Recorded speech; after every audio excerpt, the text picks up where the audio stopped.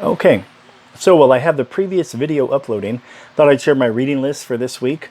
Um, it's a lot. It's a lot of books, but I don't want to give anybody the impression that I read a book straight through most of the time. I'm not going to read a 2, 3, even 400 or 500 page book, cover to cover typically. I don't really do, sorry, something in my eye, a lot of novels, but I tend to do a lot of reference books, a lot of study books, history. I do a lot of research on theology, archaeology, anthropology, mythology, things like that.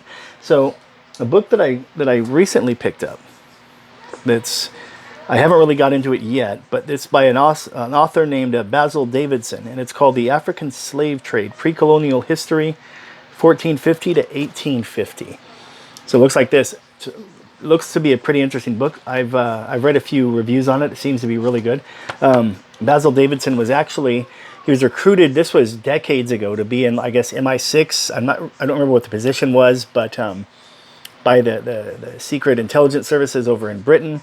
And he was considered an expert and wrote several books on Africa, including the slave trade. He was also a member of the anti-apartheid movement, as far as independence in South Africa and things like that as well. So I'll let you know what I get out of this in the first week.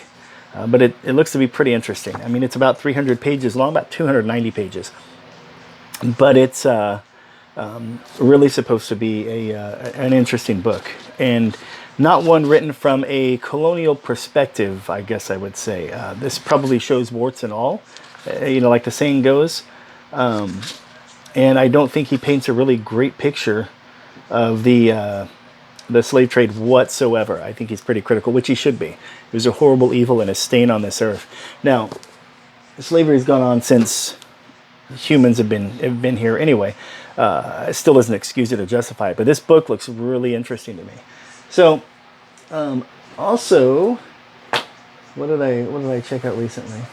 I'm working on studying up on the Dead Sea Scrolls. So, a lot of these books, some of them have been in my home library for years and years, and I'm just kind of getting around to them.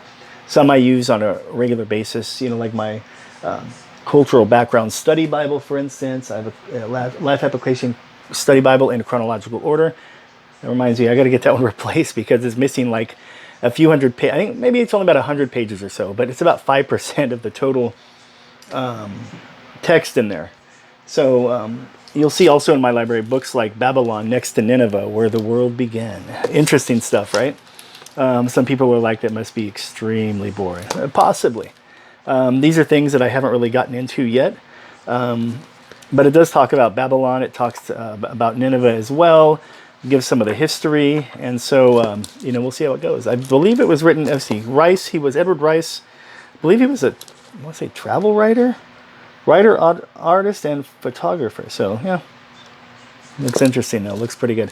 So anyway, again, a lot of these books I've had for a while and haven't really done anything. Although the African slave trade book is new. I'd like to get my hands more on, I do have a book on, I believe it's an audio book by Henry Louis Gates Jr., who I'm a huge fan of. I love his the series on PBS, Finding Your Roots. And he has a book on the Reconstruction. I guess from what I can recall, I haven't listened to it yet, just got it last week. I believe it was one of our picks. We get so many Audible books, we have so many that I can redeem, I guess. So that was one of them. And I do believe he gives firsthand accounts of people that were former slaves during the Reconstruction era, which I find that'd be fascinating. I want to be careful when I say this. It's sad that these primary sources had to be primary sources, but at the same time, I appreciate that they wrote these things down, that they gave their testimonies or they gave their histories so we have them. If that makes any sense. It's horrible that they had to go through it. It was an unjustifiable evil, but at the same time, it's good that we've got those sources. All right, signing off now, and I will be back on in a few minutes.